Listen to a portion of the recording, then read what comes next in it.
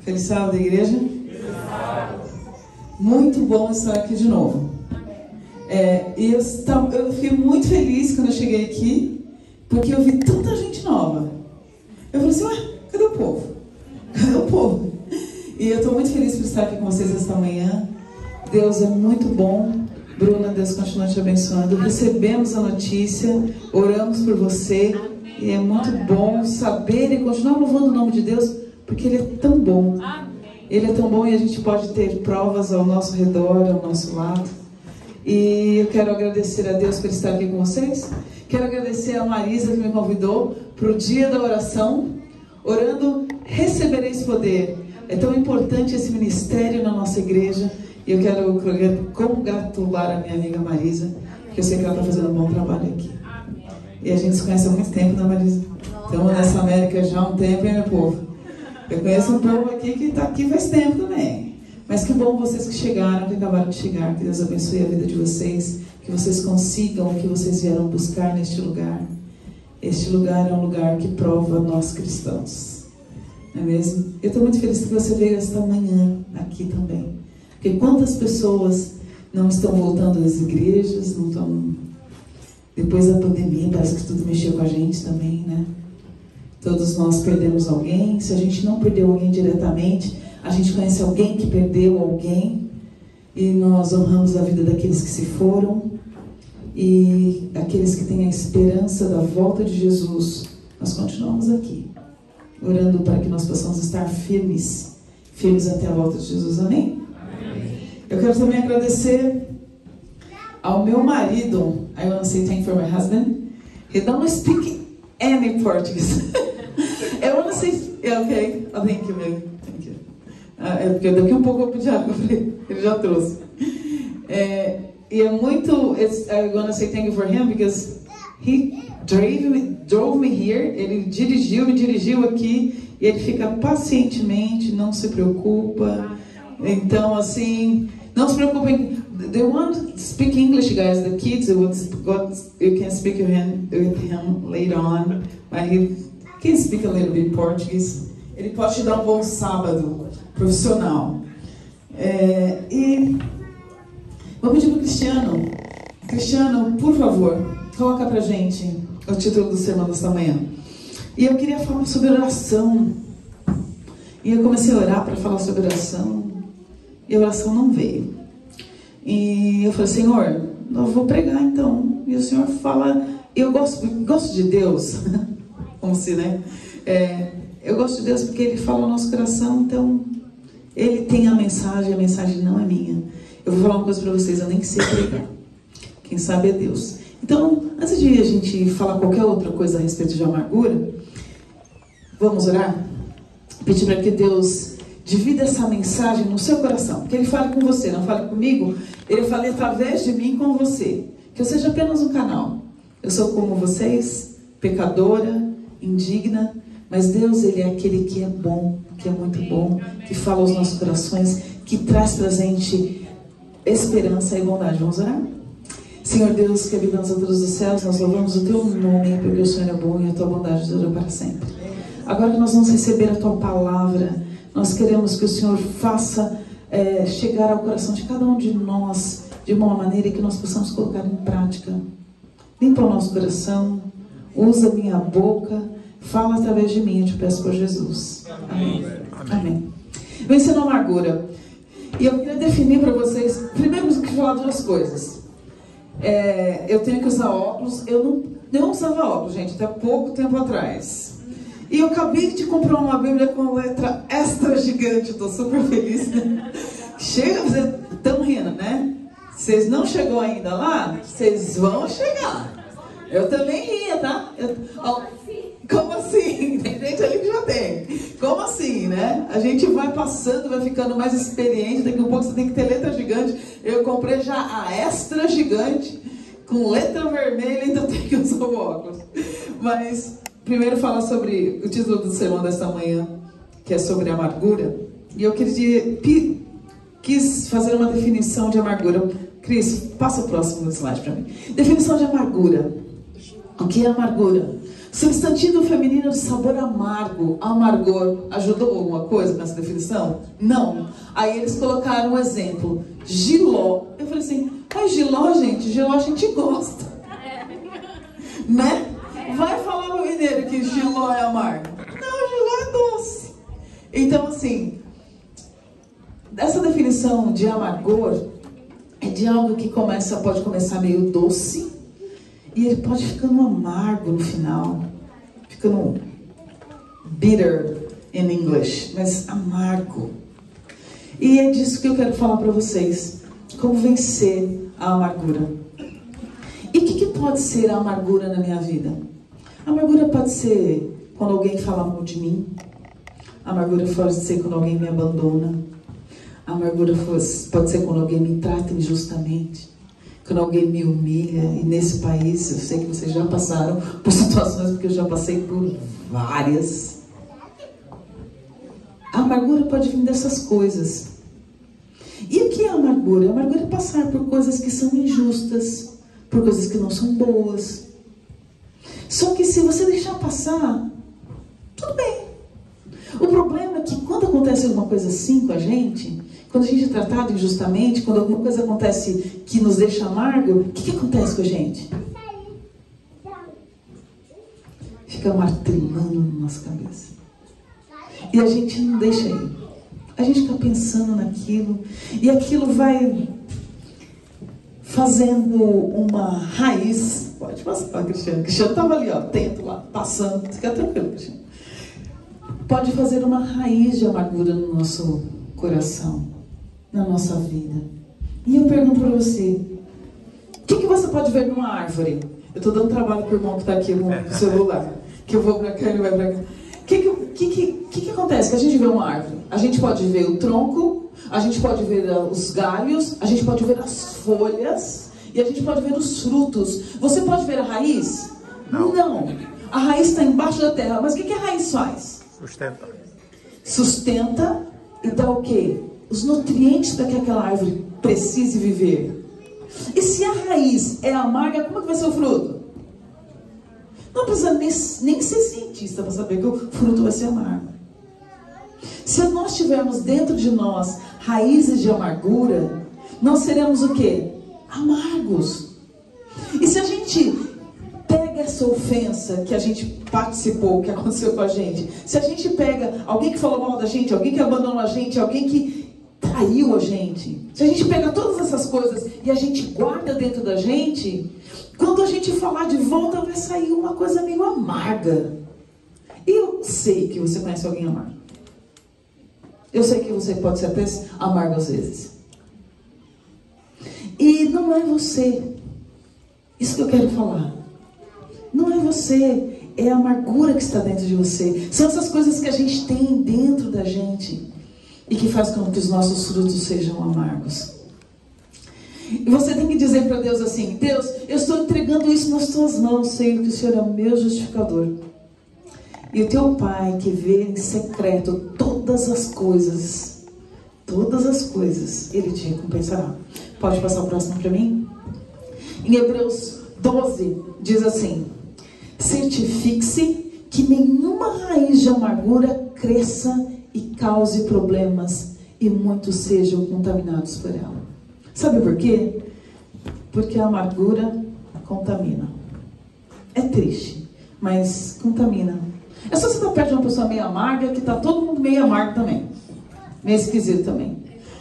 E eu quero contar uma história para vocês de um rapaz. Esse jovem, ele trabalhou numa empresa. E nessa empresa que ele trabalhou, o seu chefe era um pouco mais velho e tratava ele com muita injustiça. Tratava ele muito, muito mal. E ele ficou cansado daquilo. E ele saiu desse trabalho, mudou de estado, foi para outro estado. E ele conseguiu um outro trabalho para fazer as mesmas funções. E ele, dessa vez, ele tinha um bom empregador. Ele tinha um bom chefe. O chefe dele tratava ele bem, mas ele sempre lembrava do chefe anterior. Ele sempre lembrava de quão humilhado ele foi. Ele sempre lembrava do jeito que o outro o tratava. E sabe o que ele fazia? ele falava mal desse chefe novo. Ele falava assim, mas chefe é tudo igual. É assim mesmo que eles tratam a gente. Mas esse chefe era legal, era gente boa. E esse jovem, que era um jovem feliz, ele começou a ficar amargo e aquilo começou a afetar os seus relacionamentos, as pessoas ao seu redor também. Sabe o que a Bíblia diz a respeito disso? Pode passar uma próxima para mim. Que tudo que você deve guardar na sua vida, guarde o seu coração, porque dele procedem todas as fontes da vida. Amém. A gente tem que guardar o nosso coração.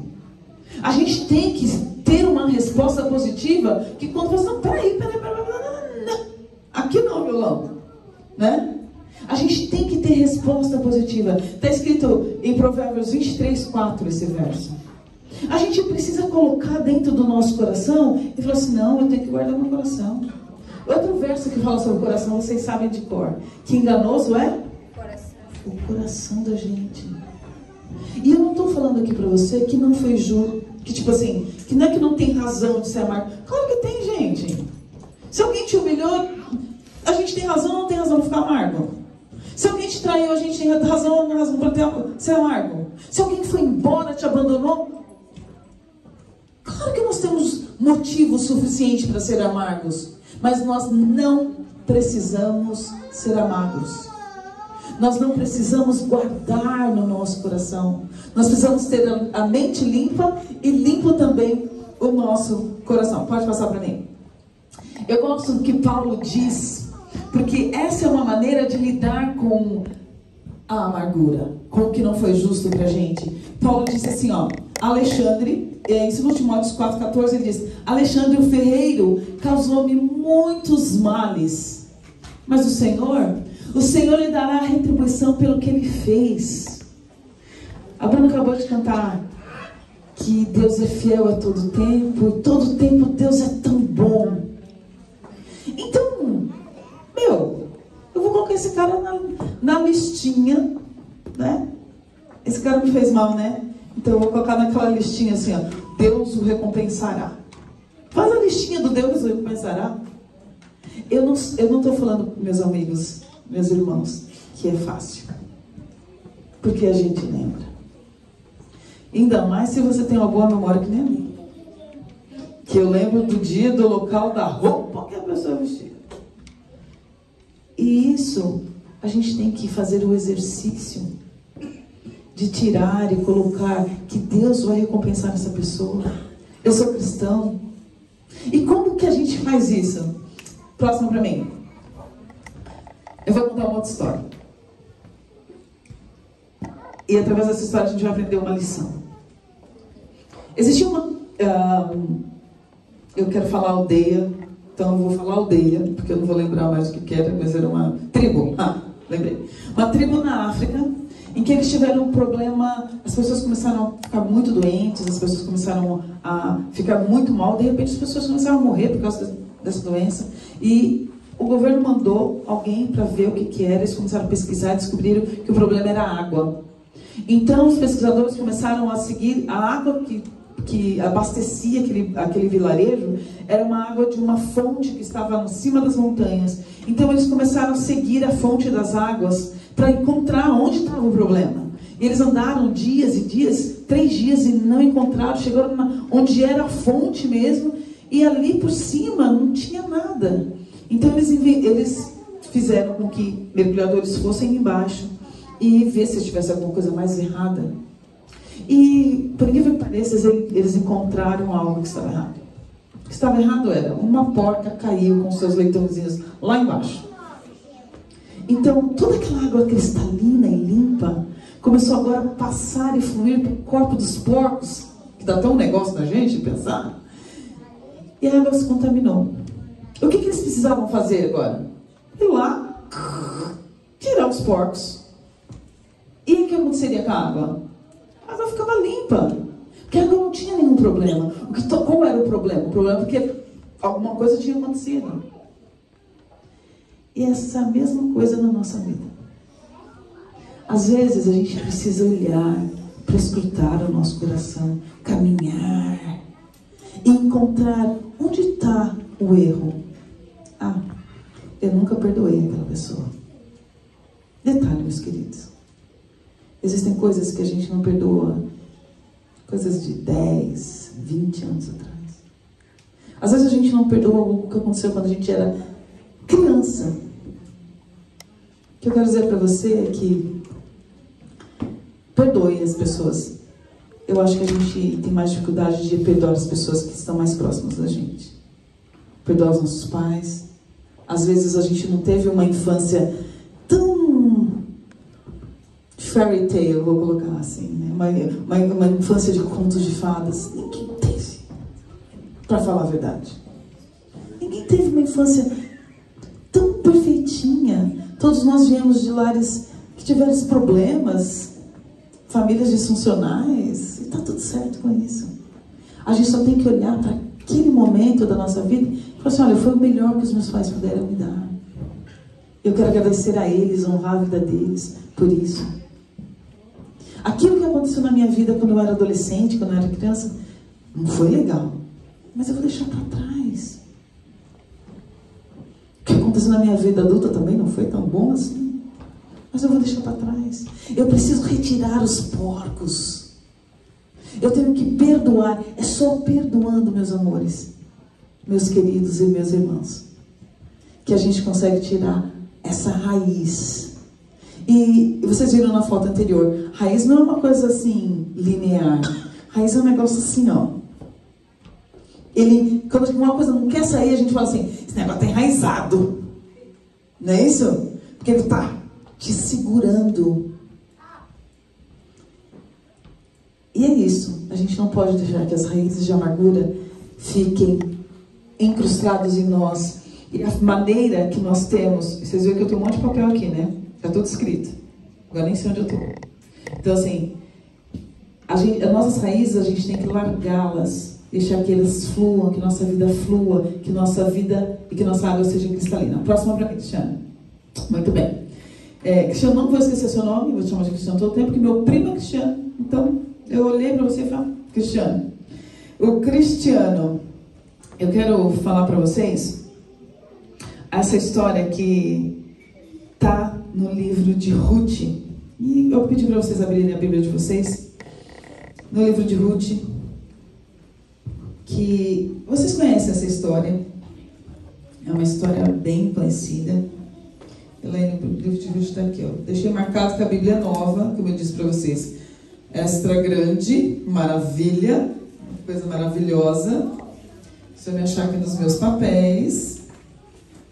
Ruth 1, e o verso é o verso 20. Mas antes de eu ler para a gente ler o verso 20, abrem a Bíblia de vocês, pedi para vocês lerem para mim. A história de Ruth vocês conhecem.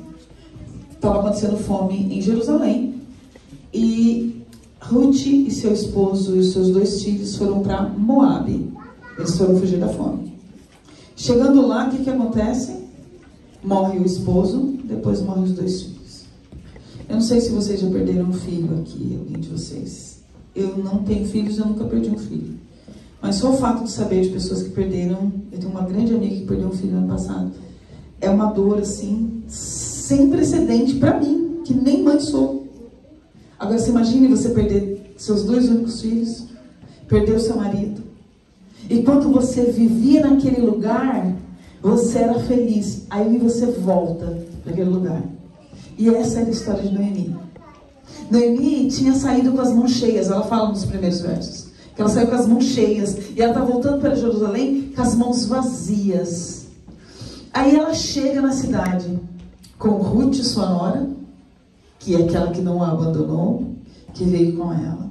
E ela chega na cidade e as mulheres... E é tão interessante que esse livro que ele fala só de mulheres. Depois é um assunto para uma outra história, para um outro culto. E no verso 20, ela diz assim, as pessoas chegam e falam assim, e aí, Ruth? E quem aqui, eu vou falar, sabe o significado do seu próprio nome?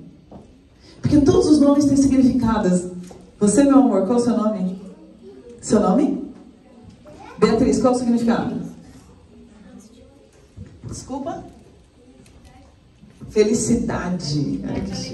Felicidade, mãe, felicidade e alegria. Todo mundo mundo sabe. Os pais procuram colocar um nome nos seus filhos, aquilo que seja bacana. E o nome da Ruth, sabe o que significa? Minha alegria. Que coisa linda. Minha alegria. O nome dela era Minha Alegria. Significava Minha Alegria. E ela voltou para a cidade natal dela. Quando ela chega, as pessoas, Ruth, você voltou, que ótimo. E agora eu quero que vocês leiam verso 1, capítulo 1 e o verso 20. Quem quer ler, pode ler. Pode levantar a mão e ler. Pode ler. Porém ela lhes dizia: não me chameis Noemi, chamei-me Mara, porque grande amargura me tem dado o Todo-Poderoso. Ela mudou o nome dela para quem? Para Mara. E que significa Mara? Amargura. Ela chegou naquele lugar e as pessoas, ei, minha alegria, como é que você está? Você não me chama de alegria mais não. Esse não é o meu nome mais. Meu nome é Mara. E a história de Noemi conta pra gente como a gente... uma das coisas que a gente vai aprender nesse sermão é como a gente lidar com essa amargura. E o que acontece na história é que na hora que ela traz, começa a trabalhar, e vocês todos conhecem a história, não vou tudo nos detalhes da história. Só que Ruth não sabe como, eu vou usar a palavra paquerar em Jerusalém. Ela não sabe, ela é de Moabe. Ela não sabe fazer nada, não sabe nem como se vestir naquela cidade. E agora Ruth começa a ensinar, Noemi, desculpa, vou confundir, né? Noemi começa a ensinar a Ruth a como se comportar em Jerusalém. Como ganhar o coração de Boaz. E o final da história, gente, é fantástico. Vocês conhecem o final da história? Ruth se casa com Boaz. E Boaz tem um filho, como é o nome do filho? Como é o nome do filho do Boaz, gente? Então vamos lá. Vamos, aquela corrida bíblica, né? Corrida bíblica. Eu abro a Bíblia de vocês em Ruth 4:17. E eu vou colocar meu óculos que eu quero ler para vocês. O filho é Obed. E o 4:17 diz assim, na segunda parte do verso, né? As vizinhas deram nome dizendo: a Noemi nasceu um filho e lhe chamaram Obed. E este é o pai de Jessé e pai de Davi. Pergunta para vocês: quem teve o filho? Quem teve o filho? Foi Ruth. Ela é da linhagem de Jesus. Ruth teve o filho. Mas o que está escrito na sua Bíblia? O que está escrito na sua Bíblia? Foi Noemi que pôs o nome. Que não, fala exatamente isso. Que a Noemi nasceu um filho e lhe chamaram Obed. A Noemi nasceu um filho. Isso quer dizer, Deus deu a Noemi, novamente, uma mulher que tinha perdido absolutamente tudo. No final da história, ela recebe um filho. E quem é esse filho? O que vai ser esse filho? Vai ser da linhagem de Jesus. Da amargura da vida dessa mulher, nasceu algo que vai ser da linhagem de Jesus. Noemi, a história de Noemi nos prova que a gente vence a amargura como? Ajudando os outros. A gente... Passa o próximo para mim. A história de Noemi mostra pra gente que Deus tem algo, o nosso melhor ainda está por vir. O seu melhor ainda está por vir. Se você já passou por muitas coisas ruins, não se preocupe. O melhor ainda está por vir. Próximo slide, que a gente vai estudar uma outra história, que é a Maria Madalena, e a gente falou isso na lição, e a gente leu isso na lição umas 3 ou 4 vezes. Maria Madalena e as outras mulheres foram até o sepulcro.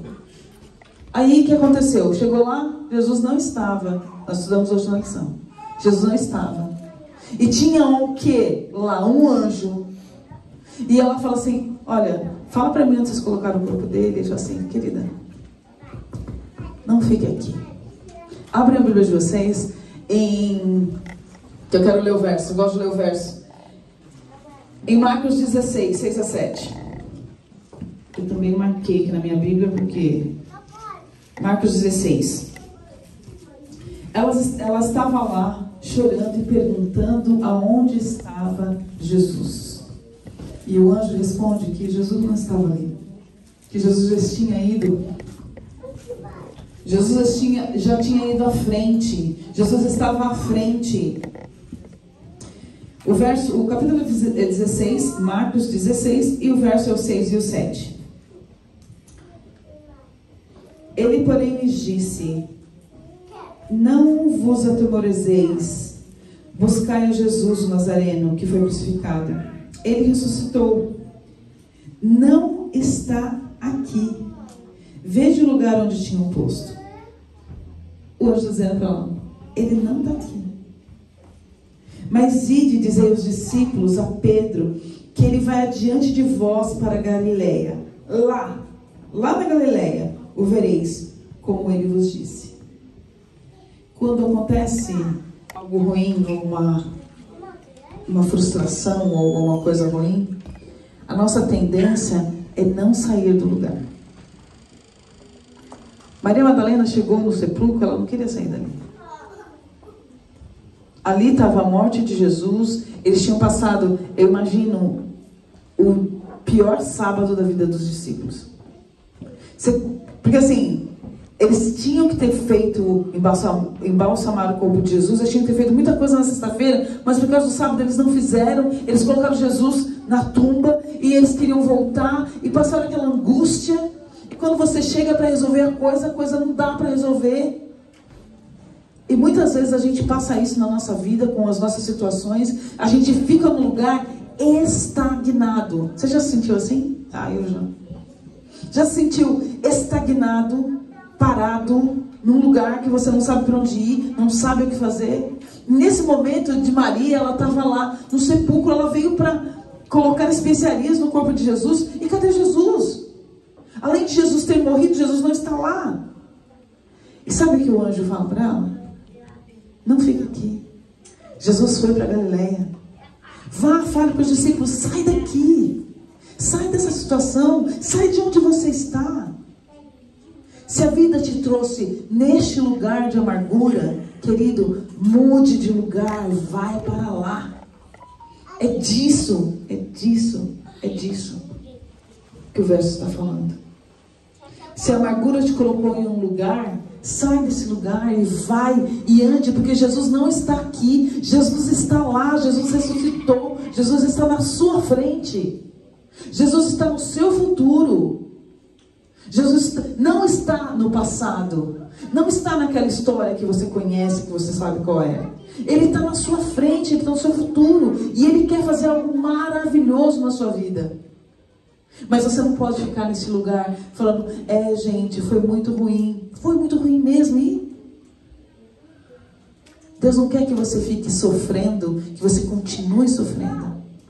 Se alguém te machucou, essa pessoa pode te machucar somente uma vez. Se você continuar sofrendo, ela está continuando te machucando. Eu vim aqui te dizer essa manhã que você pode seguir em frente. Jesus está te esperando lá na Galileia. Amém. Jesus está te esperando lá. E eu tenho mais uma história para contar para vocês. E essa história é fácil, porque Lucas 15 é um... Gente, se vocês não sabem fazer nada na vida, se alguém fala assim para você: prega para mim, você fala assim: então já sei, Lucas 15, está tudo lá. Lucas 15 tem 3 histórias maravilhosas, para contar as 3, para contar uma de cada vez. É uma maravilha. Lucas 15, todo mundo já sabe. E vocês conhecem essa história de trás para frente para trás. Eu não vou contar ela de novo, mas eu vou contar em 2 segundos. Filho pródigo, lembra? Pediu para... Foi, se ferrou, desculpa, né? Ele foi lá, não deu certo, voltou para casa do pai. Aí o pai, que está esperando com os braços abertos, pega e fala assim: meu filho voltou, vamos dar uma festa. Gente, quem que não gosta de festa? Tem gente, tinha uma tia, que ela não perdia uma festa. Não, de jeito, até hoje. Está com 80 anos, não perdeu uma festa. Arroz de festa. E ela era da parte do meu pai. E meu pai era o cara, aquele tipo de pessoa que vai na festa, deu horário de dormir, ele volta para casa. Cortou o bolo? Não cortou o bolo? Vamos embora para casa. Aí o bolo não cortou o bolo. Gente, quem é do tempo que só cortava o bolo meia-noite? Só eu? Oh, gente, que tristeza. Porque assim, eu sou do tempo que o bolo só corta meia-noite. Isso quer dizer, quando todo mundo foi embora, vai cortar o bolo depois, né? Eu não sei se nós somos desse tempo, gente. Só eu que sou desse tempo. Tempo ruim que era. A gente era criança e meu pai fazia o seguinte, assim, não, vamos embora. Mas pai, o bolo, meu, assim, nós vamos comprar um bolo na padaria. Gente, como eu tenho raiva daquele bolo da padaria, você não tem ideia. E aí meu pai voltava, todo mundo embora. E meu pai comprava o raio do bolo da padaria, um pedacinho de bolo que vinha, tinha mais glacê do que qualquer outra coisa, um negócio ruim. E a gente comia o raio do bolo. Mas eu tinha essa minha tia. Minha tia era arroz de festa. A bicha ficava até o final da festa. Aí qual que era a nossa história? Era, pai, a gente vai ficar com a tia. Porque minha tia vai ficar na festa, e eu vou ficar na festa e eu vou comer o bolo da festa. Então, quando a gente chegava numa festa que minha tia estava, você pode crer que nós grudava nela. Que nós não ia, porque minha tia não ia embora, meu pai ia, mas minha tia não. Todo mundo gosta de festa. Eu contei essa história para vocês só para dizer que a gente gosta de festa. E eu sei que não deve ser diferente com vocês. E o pai faz uma festa para o filho pródigo. Porque aquele filho estava perdido e foi achado. Mas chega o irmão mais velho. Aí o irmão mais velho chega, vê o barulho de festa, de dança. Ele fala, o que está rolando aí? Aí o servo fala, ó, seu irmão voltou e seu pai está dando uma festa. Matou o bezerro gordo. Gente, nessa história, o problema era o bezerro. Não sei se vocês entenderam. Porque se o bezerro fosse gordo, o rapaz estava revoltado com o bezerro. Aí o pai fala assim, ó, o servo fala, seu pai matou o bezerro gordo e tá dando uma festa porque seu irmão chegou. Pode passar o próximo para aí, Cristiano. E aí, o irmão se recusa a entrar na festa. Ele não entra na festa. E o que acontece? O pai sai para fora. Ô, queridão, ô filho, você é mais velho, vamos para a festa. Pai, eu trabalho que nem um escravo, senhor. O senhor nunca me deu um bezerro magro. Ai, problema é o bezerro. Nunca me deu um bezerro magro para eu me alegrar com os meus amigos. Agora, este teu filho aí, que ele nem considera mais irmão, que é o filho do pai agora, não é nem irmão dele. Mas esse teu filho aí, ele gastou tudo e não sei o que, não sei o que, não sei o que, não sei o que, não sei o que. E o pai insiste com ele e ele não entra na festa. E aí a Bíblia fala que a festa acabou. O pai falava, vamos acabar com a festa, e não vai ter mais festa, e o seu irmão quer entrar na festa, acabou. É isso que está escrito na Bíblia? Sabe o que aconteceu? Ele não entrou na festa. A amargura dele não deixou ele entrar na festa. Mas a festa continuou rolando.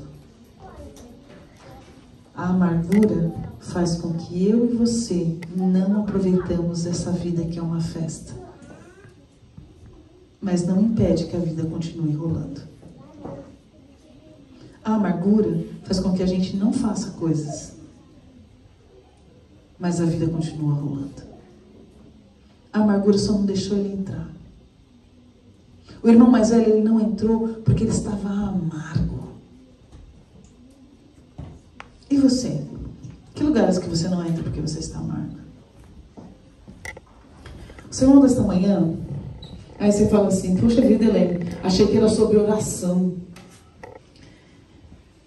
É sobre que oração eu sou. Que tipo de oração eu sou? Que tipo de oração eu sou?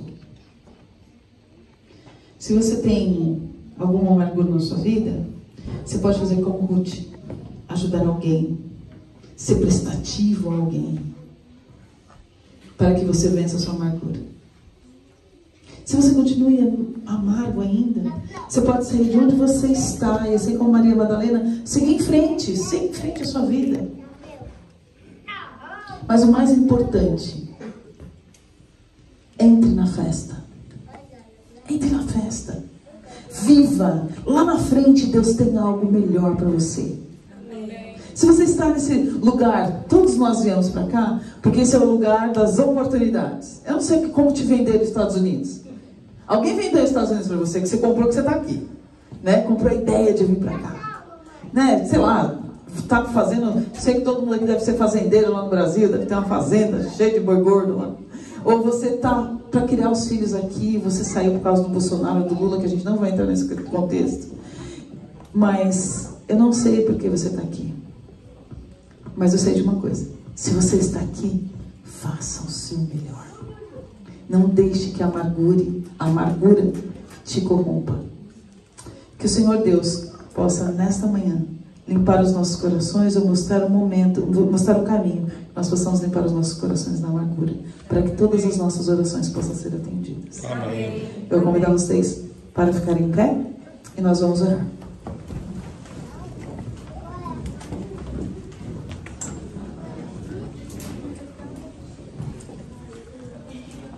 Senhor Deus, que habita nas alturas dos céus, o Senhor é fiel a todo tempo, e todo tempo o Senhor é tão bom para conosco.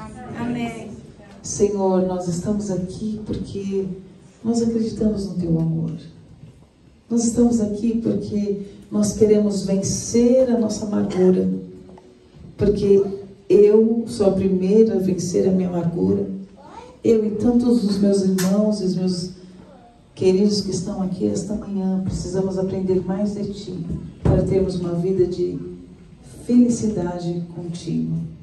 Senhor, esteja conosco durante o final deste dia sagrado, esteja conosco durante essa semana que nós desconhecemos, que nós possamos, durante essa semana, prescrutar os nossos corações, entender onde existe a amargura e possamos retirar a amargura dos nossos corações, perdoando aqueles que nos ofenderam. Que estejam conosco, te pedimos por Jesus. Amém.